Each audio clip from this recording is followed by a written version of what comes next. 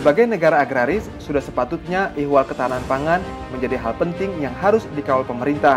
Untuk mewujudkan ketahanan pangan, ketersediaan air menjadi bagian penting. Karena itulah pemerintah terus membangun atau merevitalisasi bendungan, bendung, dan saluran irigasi. Kementerian Pekerjaan Umum dan Perumahan Rakyat (PUPR) tentu menjadi ujung tombak pembangunan infrastruktur untuk menunjang ketahanan pangan ini. Salah satu bendungan yang dibangun Kementerian PUPR adalah Bendung Bener di Kabupaten Purworejo, Jawa Tengah.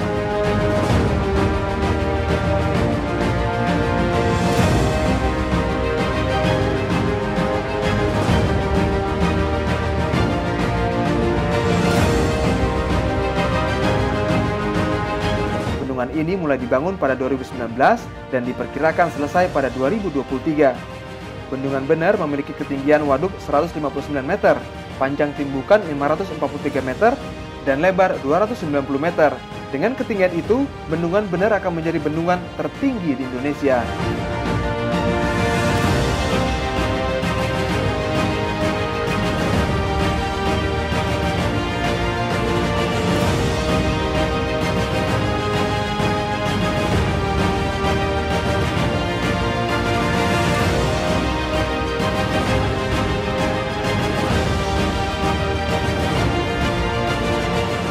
Kementerian PUPR menganggarkan uang sebesar 4 triliun rupiah untuk membangun bendungan ini. Pengerjaan bendungan dilakukan oleh PT Waskita Karya, PT Berantas Adipraya, dan PT Pembangunan Perumahan. Ada 8 desa di Kabupaten Purworejo yang menjadi lokasi pembangunan Bendungan Bener. 7 desa berada di Kecamatan Bener, yakni Wadas, Bener, Kedung, Loteng, Ngalaris, Limbangan, Guntur, dan Karangsari. Satu desa lagi, Desa Kemiri, berada di Kecamatan Gebang.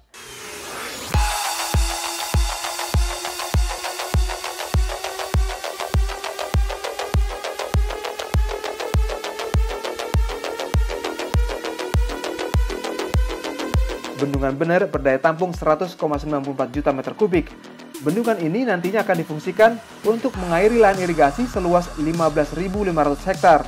Suplai air baku mencapai 1.500 liter per detik. Selain itu, bendungan ini juga akan difungsikan sebagai PLTA. Direncanakan energi yang dihasilkan Bendungan Bener sebesar 6 MW.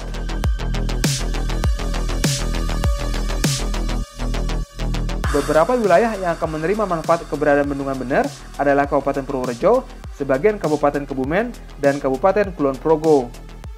Selain memasok air baku untuk para petani dan masyarakat, Bendungan Bener juga akan memberikan pasokan air ke Yogyakarta International Airport.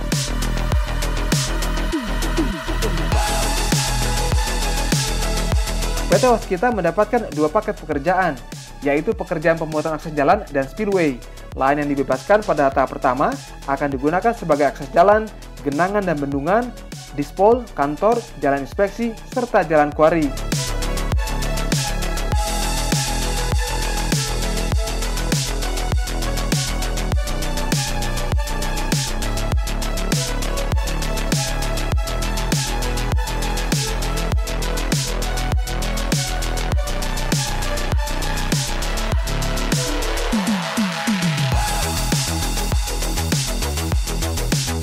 Setelah proses pembebasan tanah tahap pertama rampung, pembangunan akan dimulai dengan pembersihan lahan dan pembukaan akses jalan.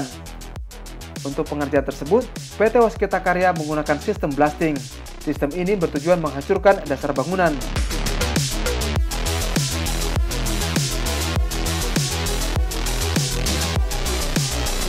Sementara pengerjaan spillway dimaksudkan untuk membuat lubang air, pengendali pelepasan air yang mengalir dari bendungan menuju hilir.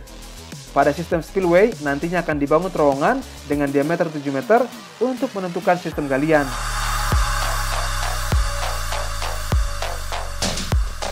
Semua pembangunan infrastruktur yang dilakukan Kementerian PUPR pastilah berlandaskan asas kemanfaatan bagi masyarakat. Pun begitu dengan pembangunan Bendungan Bener. Selama ini, tiap kali kemarau menerjang, petani di kawasan sekitar pembangunan Bendungan Bener mengalami kesusahan, air sulit didapat. Akibatnya tak sedikit petani yang beralih profesi menjadi buruh lepas.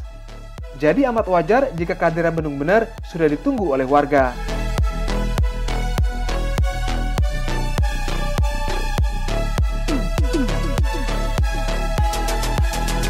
Ya kebanyakan ya berhentilah, jelas.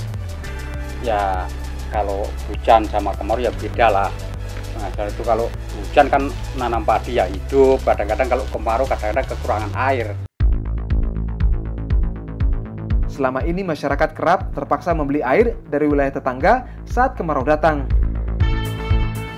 Potensi yang ada di Desa Limbangan itu kebanyakan hidupnya para petani dari padi, dan juga ada yang lain itu tidak, ya juga salak, juga pohon-pohon itu albasiah dan lain-lain.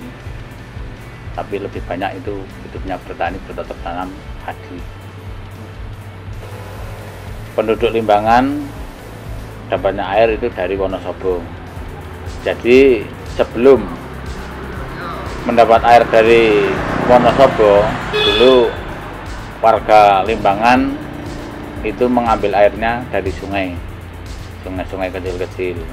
Tapi setelah masyarakat berswadaya beli secara patungan, berswadaya itu beli air dari Wonosobo, caranya pakai pipa ke sini, dialirkan ke masyarakat Desa Limbangan. Jika bendungan benar sudah beroperasi, niscaya kondisi kesulitan memperoleh air hanya tinggal kenangan. Warga pun tentu akan jauh lebih sejahtera.